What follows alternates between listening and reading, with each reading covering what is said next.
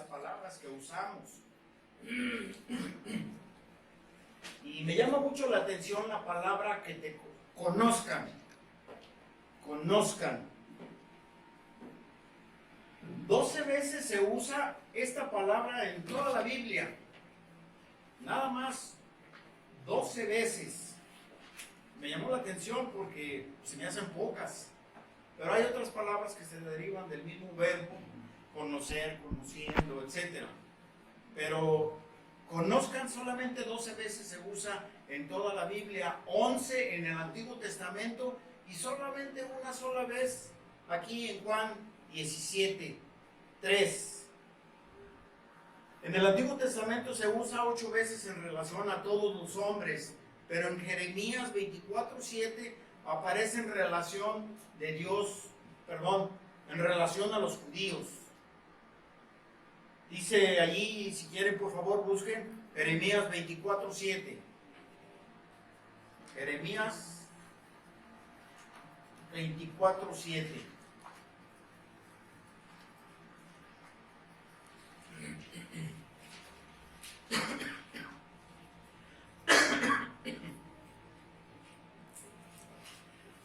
Dice la palabra de Dios, y les daré corazón para que me conozcan, que yo soy Jehová, y me serán por pueblo, y yo les seré a ellos por Dios, porque se volverán a mí de todo su corazón.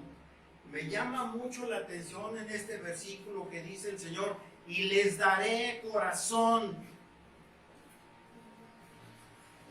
Hemos insistido mucho que la salvación es de Jehová, que el hombre no puede hacer nada por sí mismo. El hombre está tan pervertido, y como dice en Romanos 3, no hay quien busque a Dios, no hay quien haga lo bueno, no puede el hombre buscar a Dios. Y aquí cuando está diciendo, y les daré un corazón para que me conozcan, la pregunta va a ser, durante todo el servicio es, ¿el Señor te ha dado un corazón para que le conozcas? Pregunto, ¿conoces a Dios? Y yo quiero pedirles que no se apresuren a contestar.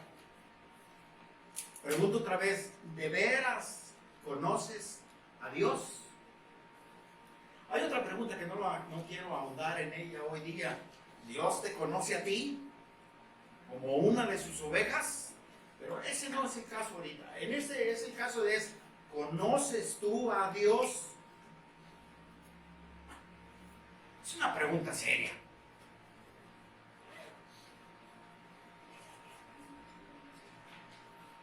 Otra vez, ¿de veras tú conoces a Dios o has oído hablar de Él? ¿Sabes cosas de Él? Pero ¿en verdad le conoces? Eso significa el oír, conocer cosas de Dios. ¿Significa que tú conoces a Dios? ¿Te ha dado Dios un corazón para que le conozcas? ¿O es en ti todavía una realidad lo dicho en Deuteronomio 29:4? Pero hasta hoy Jehová no os ha dado un corazón para entender, ni ojos para oír, ni oídos para oír.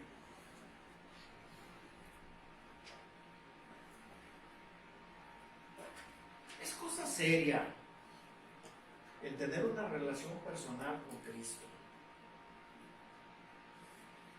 Hace tiempo yo le preguntaba a un japonés y a 2 doctores que si creían en verdad que Jesús había resucitado. Y las 3 personas, después de pensarlo, me dijeron, yo no creo eso.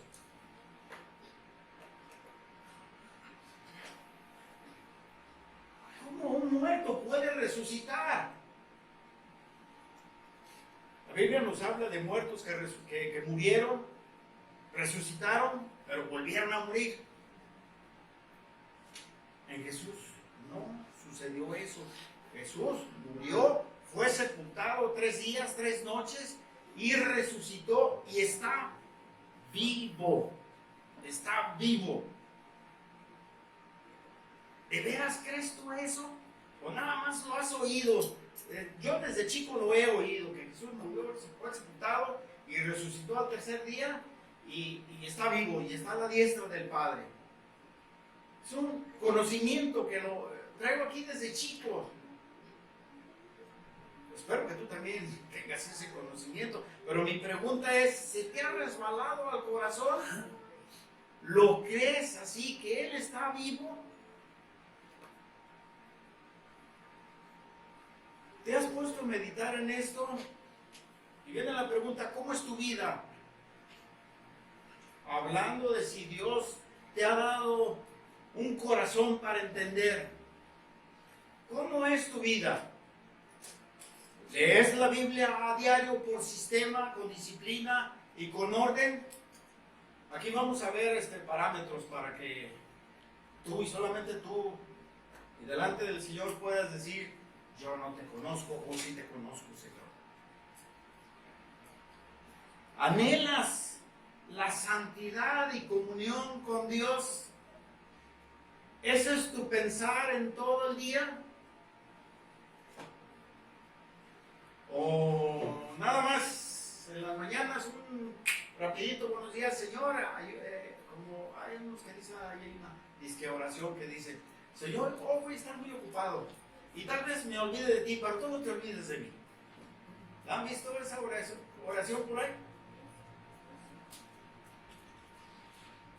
Esa no es una oración.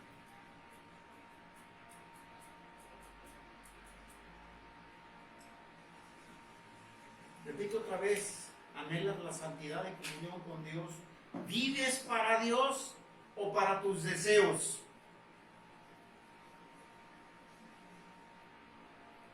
Para tus deseos y afectos. ¿Son tus afectos una nueva creación constantemente?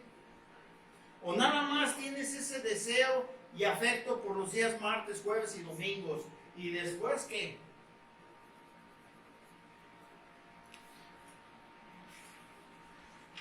Dice allí en Efesios capítulo 6, porque no tenemos lucha contra sangre ni carne, sino contra huestes espirituales de maldad en las regiones celestes. ¿Cuántos de ustedes están conscientes de eso en su diario vivir?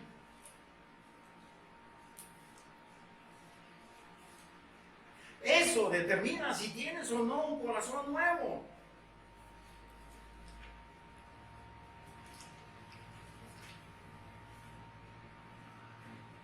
Entre todas estas descripciones que acabo de decir, viene la última: o eres un casi cristiano.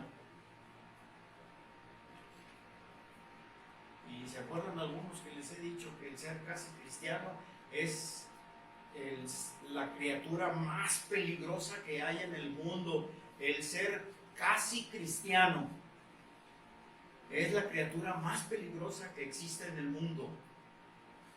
¿Cómo? Yo siempre he dicho que un espía es de lo peor que puede haber, porque estás confiando en él y cuando menos piensas, paz. Un casi cristiano es peor que eso.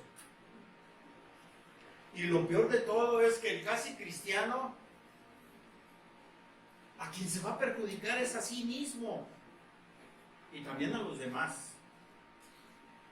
O eres también de los que profesan conocer mucho de la Biblia. Pues esto, conocer mucho de la Biblia es relativamente fácil, pero eres de los que ponen bajo sujeción tus afectos, luchas con tus pasiones, crucificas tu voluntad y a ti mismo todo el tiempo. ¿De qué te sirve conocer? ¿De qué te sirve saber si no estás luchando contra ti mismo, contra tus propios afectos, contra tus propios deseos, contra todo aquello que la carne hace que se olvide de Dios?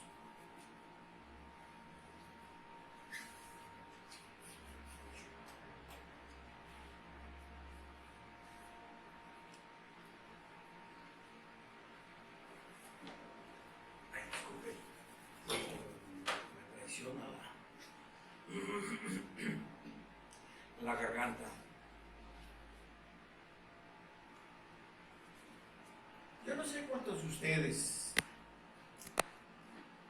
están preocupándose por su salvación con temor y temblor. No sé cuántos de ustedes escuchan predicaciones, leen la Biblia y dicen, ay, eso es para los incrédulos, eso no es para mí.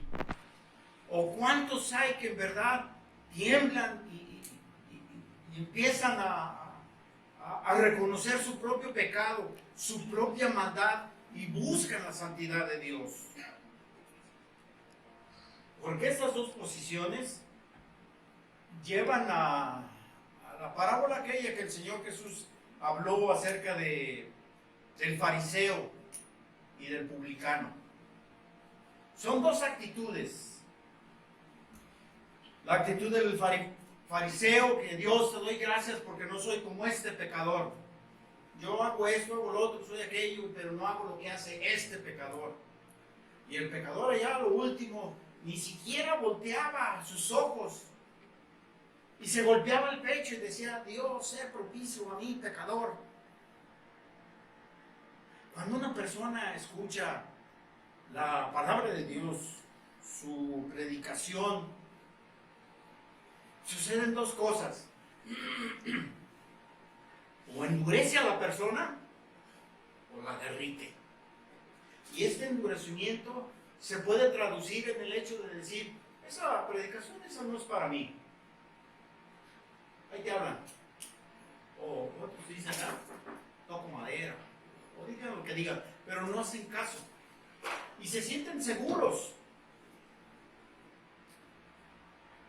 Y con esto no estoy diciendo que debes de sentirte todo el tiempo inseguro al respecto a si has nacido de nuevo o no.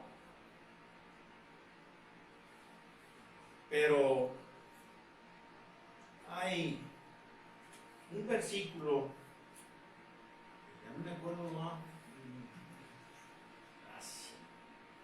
aquí está en Miqueas. Vamos a Miqueas, por favor.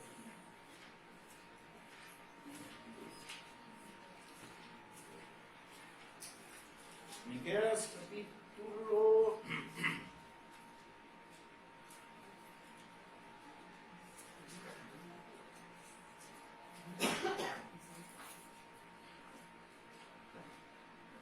Vamos a leer desde el versículo 6. Miqueas capítulo 2, versículos 6 y 7. No profeticéis, dicen a los que profetizan.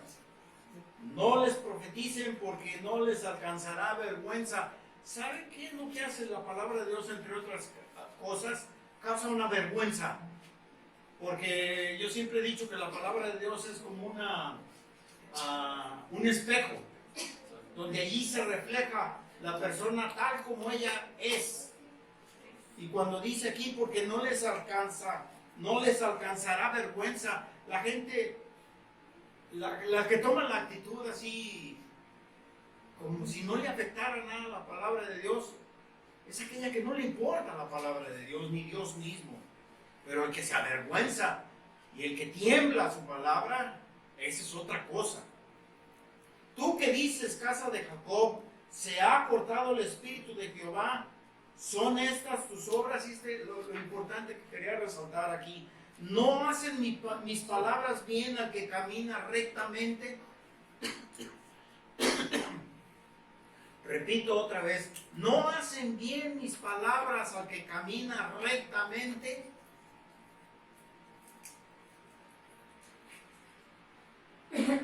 ¿Caminas tú en la palabra de Dios? Diario. Esto me lleva a recordar lo que dijo Jesús: llevar mi yugo sobre vosotros. ¿Cuántos de ustedes saben qué es un yugo? Levanten su mano. Bien, el yugo es aquello que le ponen a los bueyes hace más de un siglo para que pudieran arar, y ponían un buey viejo y un buey joven, y cuando empezaban a arar, el joven siempre se quería ir por donde le pegaba la gana, pero el viejo más fuerte lo mantenía en el curso. Y cuando Jesús dice, llevad mi yugo sobre vosotros, es que los dos bueyes andaban juntos. Y el buey joven aprendió a ser como el viejo buey. Y eso es lo que está invitando Jesús a todo aquel. Camina conmigo, anda conmigo todo el tiempo. Y no hacen bien mis palabras al que camina rectamente, al que camina junto con Jesús. ¿Has caminado tú de la mano de Jesús, lado a lado? ¿O eres de aquellos mismos que dice la Escritura, andarán dos juntos si no estuvieran ambos de acuerdo? ¿Estás tú de acuerdo con Cristo? ¿Está Cristo de acuerdo con la forma en que tú vives? ¿Andarán dos juntos? ¿No hacen bien mis palabras al que camina rectamente?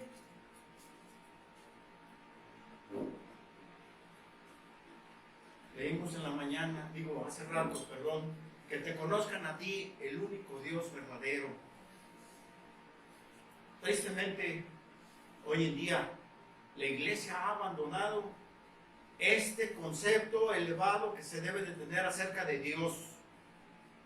Pero, ¿cuántos de ustedes saben lo que significa la frase elevado concepto de Dios? Elevado concepto de Dios. No son palabras de uso común.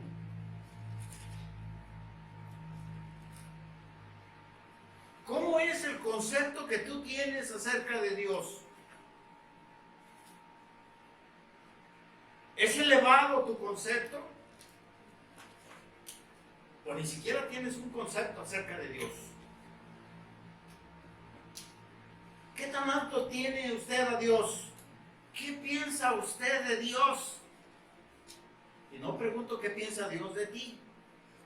¿Qué ha pensado durante mucho tiempo acerca de Dios? ¿Piensa que Dios es un viejito que está allá durmiéndose? Muchos así piensan acerca de Dios. Y en la Biblia nos dice, no verá a Dios. Y se esconden.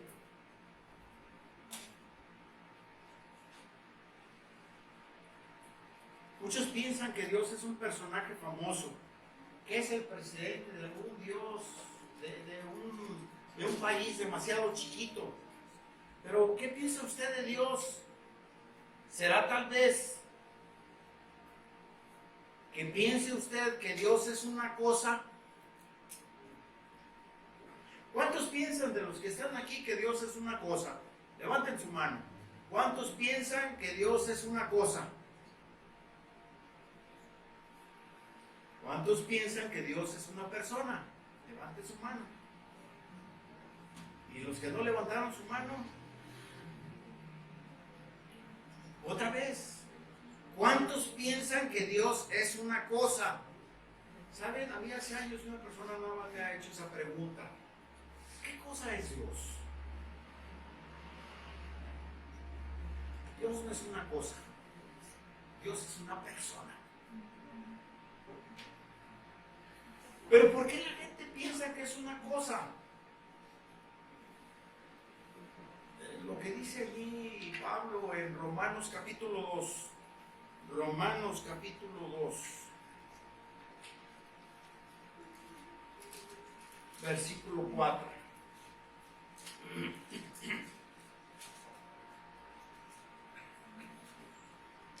Dice lo siguiente: o menosprecias las riquezas de su benignidad, paciencia y longanimidad, ignorando que su benignidad te guía al arrepentimiento.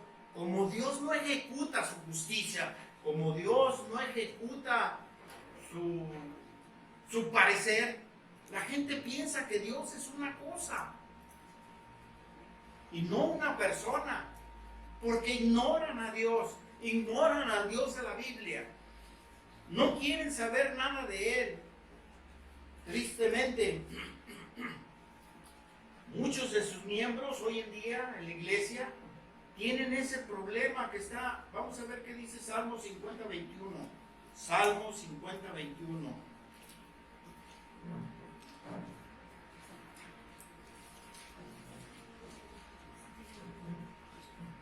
Salmo 50, 21. Muchas personas que asisten a las iglesias, sean miembros o no sean miembros, sean nacido o no nacido de nuevo, lamentablemente tienen este problema. Estas cosas hiciste y yo he callado. ¿Pensabas que de cierto sería yo como tú?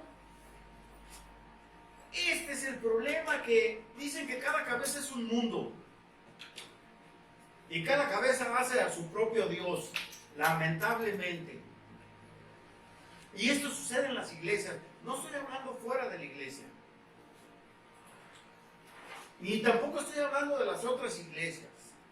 Estoy hablando de esta iglesia en particular. La pregunta es para cada uno de los que somos miembros de esta iglesia o que asisten a esta iglesia: ¿piensas que de cierto Dios es como tú?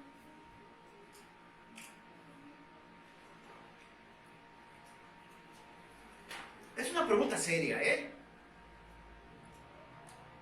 porque yo veo que no hay temor de Dios. No hay quien busque a Dios. ¿Están leyendo su Biblia a diario? ¿Buscan llevar el yugo de Jesús? ¿Caminan con Él? O tal vez estás pensando: es que eso es demasiado. No hay un dicho que yo creo que muchos jóvenes no lo han de saber, pero algunos otros sí, que dicen: ni tanto que queme al santo, ni tanto que no lo alumbre. ¡Ay, nos la llevamos nadando de muertito!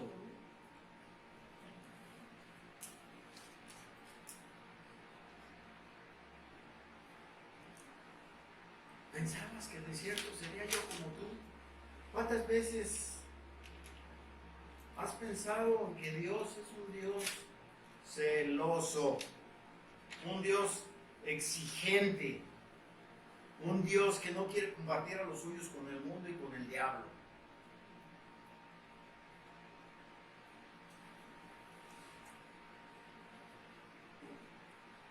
Cada cabeza es un mundo, y esto no significa otra cosa que cada cabeza tiene su propio Dios.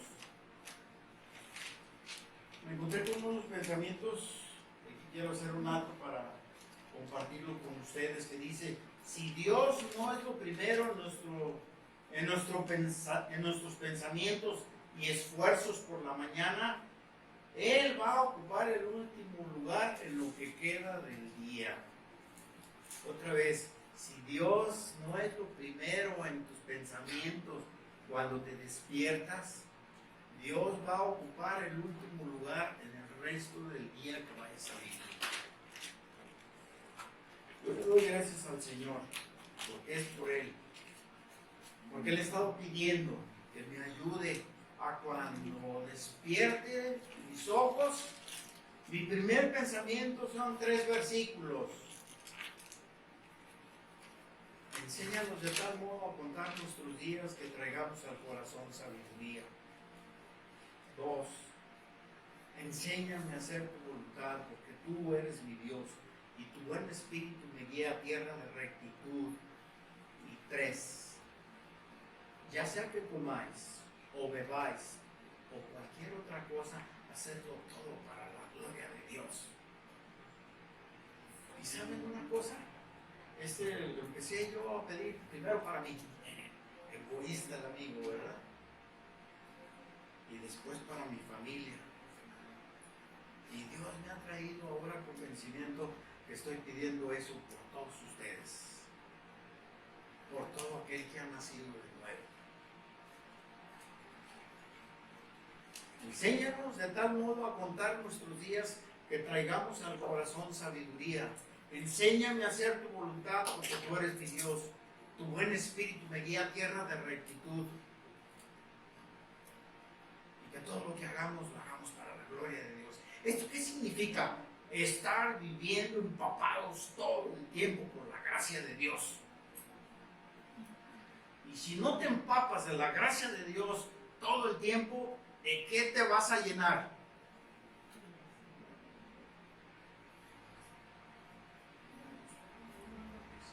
los oigo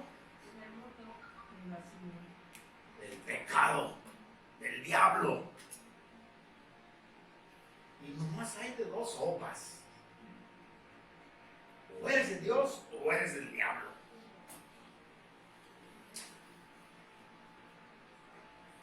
¿De qué lado estás tú? Con Dios no se juega. Yo cuando era joven le trataba de encontrar la cuadratura al círculo. Por eso que decía el Señor Jesús, o estás conmigo o estás en mi contra. Escógele. Y yo le buscaba la cabeza. ¿Cómo hacer realidad eso que me han enseñado? Ni tanto que queme al santo, ni tanto que no lo nombre. Ahí nos llevamos de muertito. Una vida chicha, una vida agradable. ¿Para qué tanto brinco si el suelo está parejo? No, nunca pude encontrarle el modo a no sentirme culpable porque no andaba con Jesús, pero quería andar con Jesús. ¿No te ha pasado a ti eso? A mí sí. Y quiero tener un pie en el mundo y un pie con Dios. No se puede. No se puede. Nunca pude. O estaba en el mundo o caminaba con Cristo. Y esto me lleva a un anuncio de hace muchos años que decía: yo me quedo con Moon, un desodorante. Yo me quedo con Moon porque Moon se queda conmigo. Yo me quedo con Cristo porque Cristo se queda conmigo.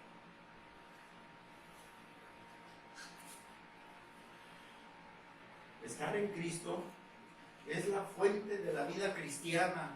Ser como Cristo es la suma de su excelencia. Estar con Cristo es la plenitud de su gozo. Hay un salmo que dice: en su presencia hay plenitud de gozo. En su presencia hay plenitud de gozo. ¿Qué más quieres? ¿Qué más quieres de estar en la presencia de Dios con esa plenitud de gozo? Es que no hay más. La suma de todos los placeres del mundo, desde que el hombre fue hecho, y de todos los hombres, sus delicias y todo, no son nada ante la presencia de Dios. Le comentaba a mi esposa que en la semana creo que estaba viendo en el YouTube unos documentales acerca de la Tierra Santa. Eran editados por españoles y católicos. Y llegaba al punto donde un sacerdote dijo: pongan atención, la gloria de Dios es la vida de los hombres. La gloria de Dios es la vida de los hombres. ¿Qué piensan ustedes de eso? La gloria de Dios es la vida de los hombres. Y hoy en la mañana estaba yo allí viendo unas citas para predicadores y me encontré con, creo que fue Irineo, el que también dijo algo más o menos parecido. Yo dije: no, la gloria de Dios no es la vida de los hombres, porque eso resalta más el humanismo. Eso significa que el hombre es más que Dios. ¿Sabes? Si tú te mantienes ocupado pensando la palabra de Dios, analizando, cuestionándote a ti mismo, ¿sabes cuál va a ser el resultado? ¿Saben? ¿Quién sabe cuál va a ser el resultado? ¿Cómo si una persona sabe? ¿Cuál va a ser, Vicente? El resultado, Ajá. pues no sé si sea todo el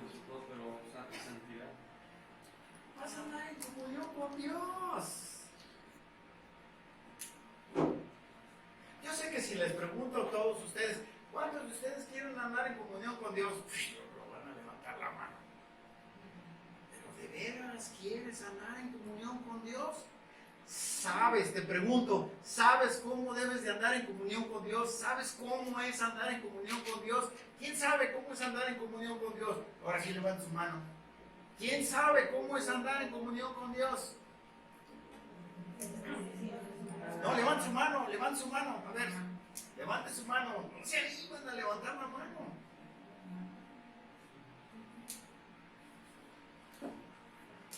A ver, Guille, ¿cuál es? Estar orando siempre por tus enemigos, amigos y buscar gente para el Señor. Dar testimonio, estar leyendo su palabra, estar orando, estar dando testimonio.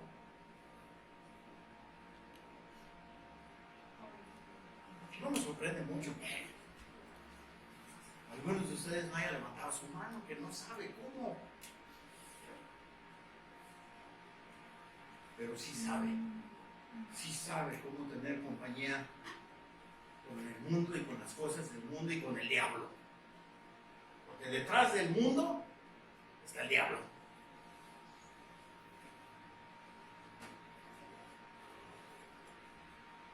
¿Saben? No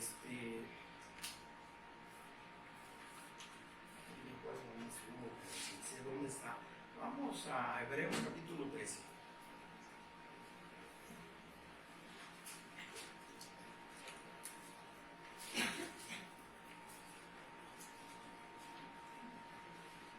Hebreos capítulo 13, versículos 20 al 22. Me gusta mucho cómo empieza el versículo 20. Y el Dios de paz, que resucitó de los muertos a nuestro Señor Jesucristo, el gran pastor de las ovejas, por la sangre del pacto eterno, os haga aptos en toda obra buena, para que hagáis su voluntad, haciendo Él en vosotros lo que es agradable, delante de Él por Jesucristo, al cual sea la gloria por los siglos de los siglos. Amén. Y viene lo importante. Os ruego, hermanos, que soportéis la palabra de exhortación, pues os he escrito brevemente. Yo les ruego a ustedes que soporten esta palabra de exhortación. Tal vez a algunos de ustedes no les esté agradando lo que se está diciendo en esta mañana. Incluso hay personas aquí que están molestas por lo que se está oyendo. No alcanzo a ver los rostros de casi todos, porque veo algunos que se esconden así, se esconden, no quieren que los vea. Yo también en eso me doy cuenta. Uno aquí se da cuenta, no de todos. Y esa actitud demuestra quién es Dios para esa persona. ¿Qué pasó, Javier? ¿Nada? Aquí en el 24, hermano, de Hebreos, dice: saluda a todos vuestros pastores y a todos los santos son los hermanos. Ajá. Los de Italia os saludan. O sea que debemos, nos caiga o no nos caiga, hermano. Él es mi pastor, mis respetos, y mi hermano. Y es que, en verdad, yo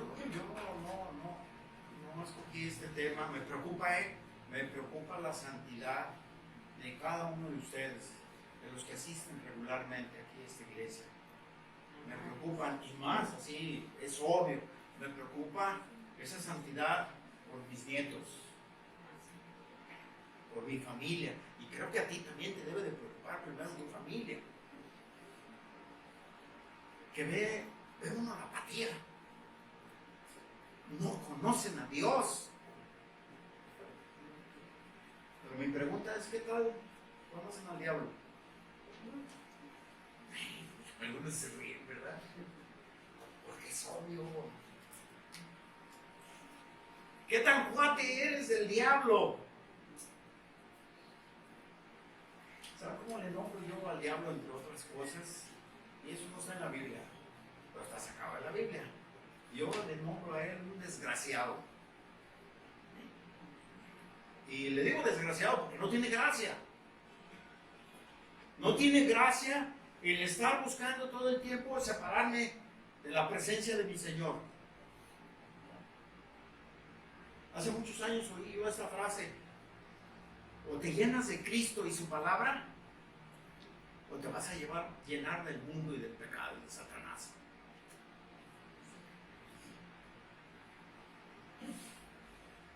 No es el estar aquí, el venir a la iglesia, el venir a los estudios, el que te va a hacer llevar una vida de santidad. Primero es la gracia soberana de Dios. Que Dios tenga misericordia de ti. ¿Y tú cómo vas a responder a esa gracia? ¿Vas a hacer un corazón de piedra, de mármol, de acero? Porque vas a preferir estar con la compañía del diablo. Hoy en la semana estuve platicando con una persona, estaba dando testimonio y le estaba diciendo lo que Miguel leyó hoy en Juan 8. Vosotros sois de vuestro padre el diablo y los deseos de vuestro padre queréis hacer. Y me dijo esta persona: oiga, eso estuvo demasiado fuerte. Nunca nadie me había dicho eso. Pero esa es la verdad. O eres de Dios o eres del diablo. No hay para dónde te hagas.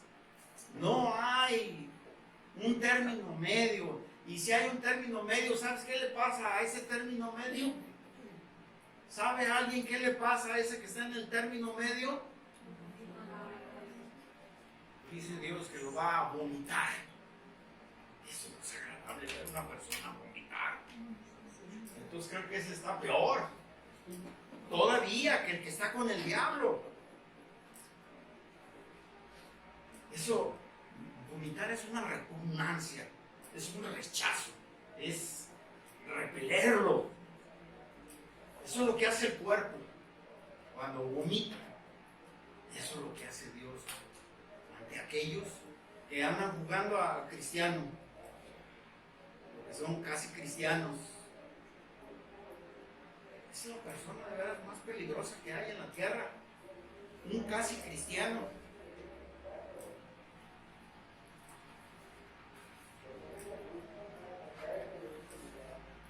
Vamos por favor a 1 Corintios capítulo 15, versículo 34. 1 Corintios capítulo 15, versículo 34. Vamos a entrar en un punto en que algunos de ustedes quizás se vayan a sentir incómodos y molestos y hasta ofendidos. Pero es la realidad.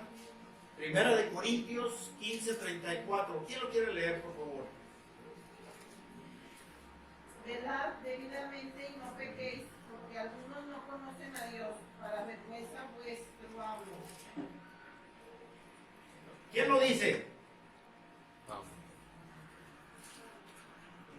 ¿No los oigo? ¿Quién está diciendo esto? Dios está diciendo esto. Velad debidamente y no pequéis, porque algunos no conocen a Dios. Para vergüenza vuestra lo digo. ¿Cuántos hay hoy, aquí en esta mañana, que no conocen a Dios? Miren, Pablo está escribiendo en primera instancia a la iglesia que está en Corinto. Y le está diciendo, allí entre ustedes hay algunos que no conocen a Dios. ¿Cuántos velan debidamente? ¿Qué significa la palabra velar? ¿Cuántos saben qué significa la palabra velar? A ver, en alto, como si se hubieran echado 8x4.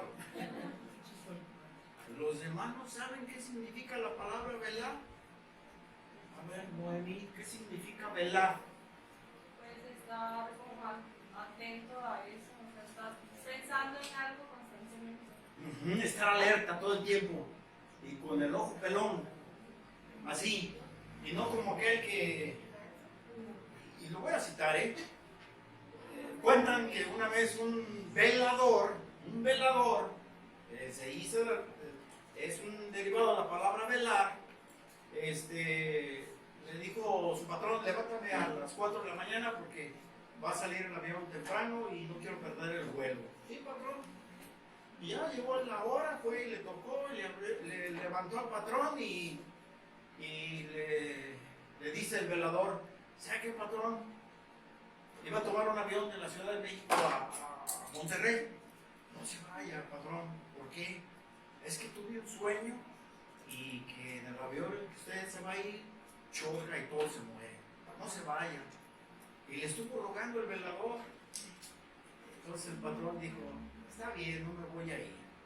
Y al rato las noticias, pum, se estrelló el avión. Y él le habla al patrón, al velador, y le dice, ven. Ah, qué bueno, patrón, que no se fue usted en el avión. Y ya ve lo que pasó. Sí, dice, mira, aquí te va un dinero por haberme dicho de que no me subiera al avión porque iba a estrellarse. Y aquí te va otro dinero, es tu liquidación porque ya no te quiero aquí. ¿Saben por qué? Lo despidió. Porque su trabajo era estar velando. Y se durmió y soñó que el avión se estrellaba. ¿Cuántos cristianos están velando así? ¿Cuántos están?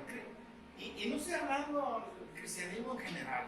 Estoy hablando de los que estamos aquí presentes. ¿Cuántos estamos velando debidamente? Hace tiempo leí un libro que no me acuerdo cómo se llama, de MacArthur, que habla precisamente de esta palabra, de estar. La iglesia debe de estar velando. ¿Saben por qué la iglesia debe de estar velando? ¿Quién sabe? ¿Por qué la iglesia debe de estar velando? A ver, levante su mano, levante su mano. A ver, ¿nadie levantó la mano? Porque no sabemos en qué momento puede regresar Cristo y tendremos que estar alertas. Ajá, porque no sabemos cuándo va a regresar el Señor. Pero hay otra cosa muy importante también. También. Porque dice que vendrá como ladrón en la noche. Ajá. El Señor, ¿verdad? Sí. ¿La bajas la mano ahorita? No. La otra razón es porque ¿quién te va a asegurar que vas a ver el sol cuando se vaya a poner esta tarde? ¿Quién te asegura eso? ¿Quién te asegura que vas a ver el sol el día de mañana? ¿Y saben qué? El problema del ser humano es que piensa, el ser humano, no estoy hablando de los creyentes o no creyentes, estoy hablando del ser humano que piensa que va a vivir la eternidad aquí en la tierra. Que piensa en esto que dice alguien, dijo, vamos a pecar porque el mundo se va a acabar. ¿Cuántos? ¿Ese es tu problema? ¿Estás pensando eso? ¿Así vives? ¿O vives velando y orando? Porque no se sabe a qué horas el Señor va a decir, vete para acá, ven a mi presencia. Otra vez pregunto, ¿conoce usted a Dios? La siguiente la pregunta, ¿crees que Dios te conoce a ti? Mucha gente dice, yo he oído gente que dice, Dios está conmigo. ¿Ustedes han oído esas personas? Que dicen eso, Dios está conmigo. De veras. Esa gente sabe, y tú sabes lo que es la santidad de Dios, sabes lo que es el pecado, sabes que el pecado hace separación entre Dios y el hombre. Vamos a 2 de Corintios, capítulo 11, versículo 26. 2 de Corintios 11, 26. Otra persona que lo quiera leer, por favor.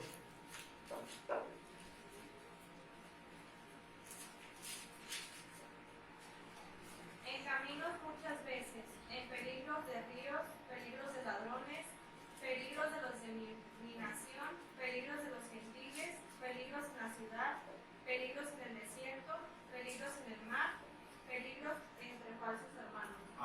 últimos. En el trabajo, No, la última frase. peligros entre falsos hermanos. Otra vez que no oí. Peligros entre falsos hermanos. Ah, ¿a poco de veras hay falsos hermanos? ¿Cuántos sabían de eso? Levanten su mano. ¿Cuántos sabían que hay falsos hermanos?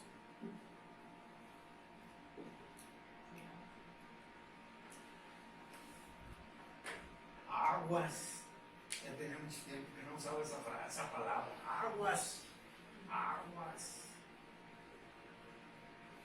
¿Y no te has hecho esta pregunta?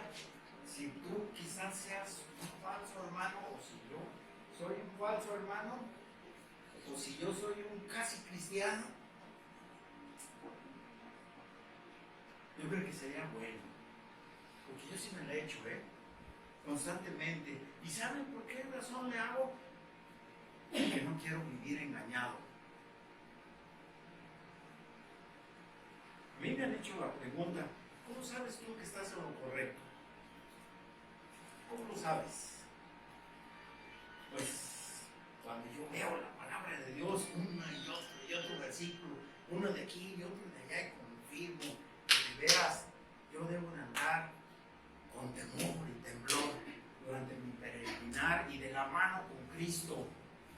Y si no ando con ese temor y temblor y con la mano de Cristo, aguas, aguas y aguas para mí. Gálatas capítulo 2, versículo 4. Gálatas capítulo 2, versículo 4. Otra persona que lo lea. Y esto a pesar de los falsos hermanos introducidos a escondidas que entraban para espiar nuestra libertad que tenemos en Cristo Jesús para reducirnos a su clave. Otra vez, y esto a pesar de falsos hermanos. Claro que sí hay falsos hermanos.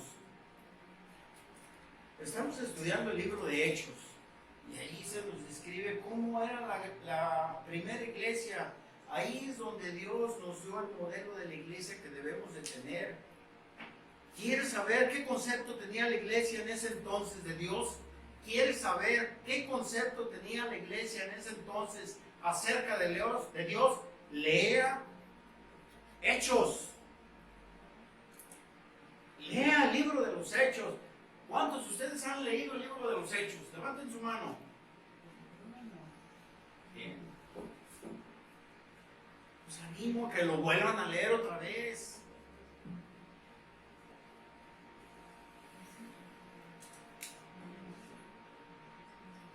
¿Se ha dado cuenta usted qué concepto tenía esa iglesia acerca de Dios?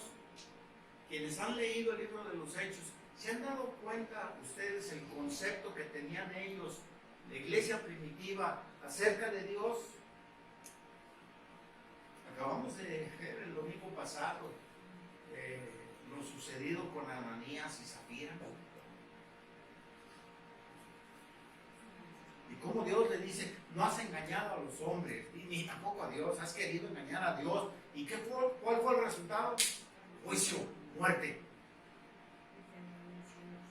Dios es un Dios y con Él no se juega. Hay algunos que piensan en su mente que juegan con Dios. ¿Qué tanto está aquí? Es que Dios está durmiendo allá y no me ve. Y como aquí, ¿verdad? Me estoy escondiendo. Que no me vean. Eso piensan las gentes que así es Dios, que no nos ve. Pero dice el Señor ahí en su palabra, dice, si te fueras a lo profundo del Seol, hasta allá voy y te voy a dar de coscorrones. Y si te vas a las alturas, allá, hasta allá voy a ir.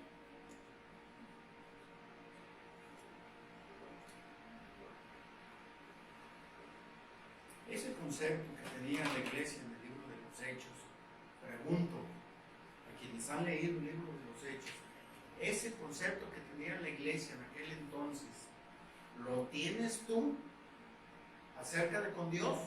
¿Tienes tú ese concepto de Dios? ¿O lo has perdido o nunca lo has tenido? Gracias al Señor he leído varios libros acerca de la historia de la iglesia. He leído como unos 6, 7 libros diferentes acerca de la historia de la iglesia. Y a través de todos y cada uno de estos libros siempre he visto la presencia de la verdadera iglesia, un hilo muy delgadito, así, muy delgadito. Porque más que nada la mayoría de los libros que leí hablan de los hechos más bien históricos y resaltantes de la historia de la iglesia. Y a mí eso no me gusta. El último libro que leí acerca de la historia de la iglesia era nada más de los primeros 3, 4 siglos que hablaban. Ese libro me gustó mucho porque habla mucho acerca del actuar de la verdadera iglesia. No hablaba de personajes famosos que se han dado acerca de la historia de la iglesia, hablaba del actuar de la verdadera iglesia. Y uno de ellos que me llamó mucho la atención fue que los cristianos veían cómo se comportaban los mundanos y los imitaban.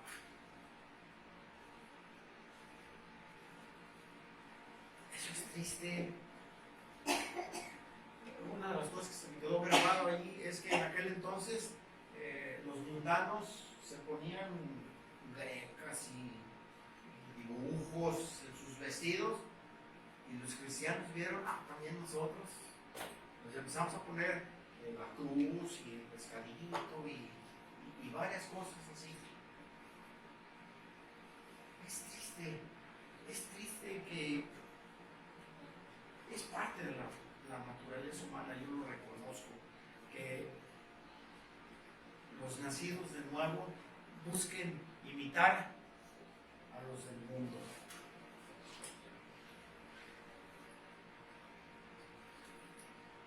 Me estoy adelantando, y esto quizá después tú me dices que yo perdí la noción del tiempo. Cuentan de una persona en Estados Unidos que se iba a ir a trabajar allá a la sierra, a un pueblo de leñadores, y le dijeron, no vayas, un cristiano, iba a ir a trabajar allá al aserradero, y le dijeron, no vayas, ¿por qué? Es que allí tratan muy mal a los cristianos. No va a pasar nada de eso. No vayas, no, te van a hacer la vida de cuadritos. A mí no me va, pero que a mí no. Bueno, cuando regresa, le preguntan, ¿cómo te fue? Bien. ¿Cómo? Sí, me fue bien. ¿Cómo te trataron allí? Bien. ¿Y cómo le hiciste? Pues fue fácil. Nunca les dije que era cristiano. ¿Cómo viviría? Como ellos.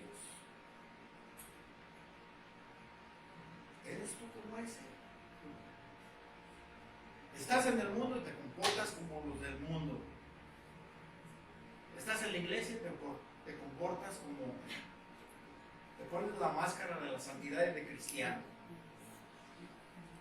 Estás allá afuera y te pones la máscara del diablo. Ese es un casi cristiano.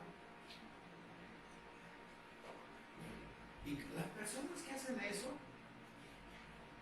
hacen su Dios a su manera de pensar. No se hacen a lo que Dios pide de ellos en las Escrituras. ¿Tú de cuáles eres?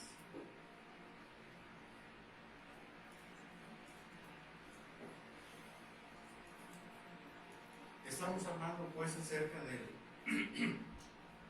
del concepto que la iglesia, y cuando yo digo iglesia estoy hablando del nacido de nuevo. No estoy hablando de iglesias que sí, que no. Estoy hablando del nacido de nuevo, porque el nacido de nuevo forma parte de la iglesia. Esta es una iglesia local que pertenece a la iglesia universal que está por todo el mundo, la verdadera iglesia, no todo aquel que se llama iglesia. Deben de tener sus marcas muy distintivas y muy características de aquellos que verdaderamente son iglesia de Dios. Este abandono de parte de la iglesia no ha sido de una forma deliberada o abrupta que ha abandonado el verdadero concepto acerca de Dios. No ha sido así de apaga la luz y ya, dejamos este concepto acerca de Dios. No, no ha sido así. Y lo voy a ilustrar con esta pequeña fábula que dicen que hay dos ollas con sus quemadores y tienen agua. En una de las ollas está el agua hirviendo y en otra olla apenas le prenden y ahí ponen un montón de ranas en la olla, una olla grandota. Prenden y ahí andan las ranas muy a gusto. Y prenden la estufa y se empieza a calentar. Y en la otra olla que esté hirviendo, avientan una rana y ¿saben qué hace la rana? Se sale o allí se queda muerta. Y en la otra no, empieza el agua a ponerse tibiecita, a gusto, y se mueren las ranas. Mueren, no se dan cuenta. Eso sucede en la vida de muchos cristianos y de muchas iglesias. Mueren y no se dan cuenta. ¿Y saben por qué no se dan cuenta? Porque no andan juntamente con Cristo, no agarran el yugo y van con Él, no leen su Biblia. Yo siempre les digo a todos, lee tu Biblia, porque si no lees la Biblia, te vas a llenar del mundo, del pecado y de Satanás. Pregúntate en esta mañana, ¿tú de qué estás lleno? ¿De la palabra de Dios o del mundo y todas las cosas del mundo?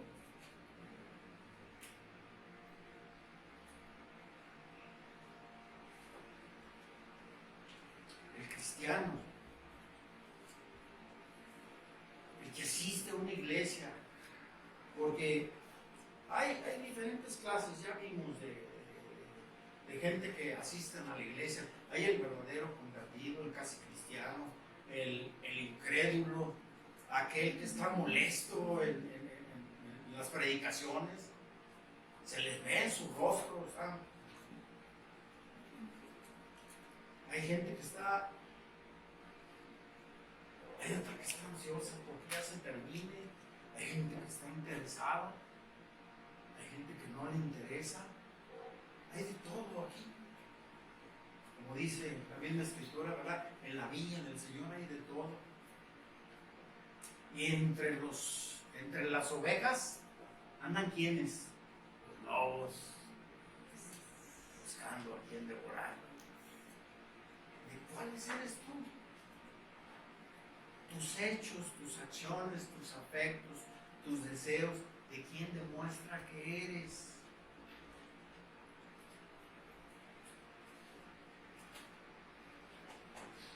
Me gusta mucho en Gálatas.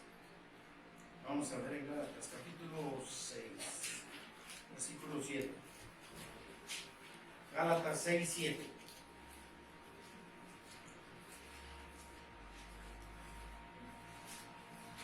Gálatas 6, 7. No os engañéis, Dios no puede ser burlado, pues todo lo que el hombre sembrare, eso también segará. ¿Quieren que se lo diga al mexicano? No sean lenguajes. No van a engañar a Dios. Porque todo lo que hagas se te va a regresar. No te engañes.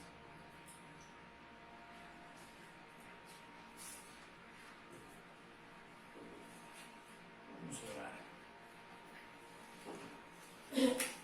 Padre bendito, muchas Muchas gracias te damos por tu palabra y te ruego, Padre, que quienes estuvieron aquí presentes puedan soportar la palabra de exhortación, porque yo veo a través de tu palabra que siempre los profetas, ya un Pablo y Juan y Pedro, hablaban cosas que molestaban a los creyentes, a los oyentes. Pero a los creyentes hay gozo en oír tu palabra. Te ruego, Padre, porque tú envíes tu Santo Espíritu para que podamos tener esa hambre y sed de justicia. Tengamos hambre y sed de ti, de tu palabra y de tu Hijo Jesucristo. Ruego por aquellos que no se deciden a ser fieles contigo, Padre. Dales la gracia tuya, porque sin ti nada podemos hacer. Esto es cierto, Padre mío. Lo dijo tu Hijo Jesús. Sin mí nada podéis hacer. Es muy cierto, Padre. Danos de tu Santo Espíritu para que podamos hacerlo. Porque te lo ruego en el nombre de tu Hijo, mi Señor y Salvador Jesús, dándote las gracias. Amén. Amén.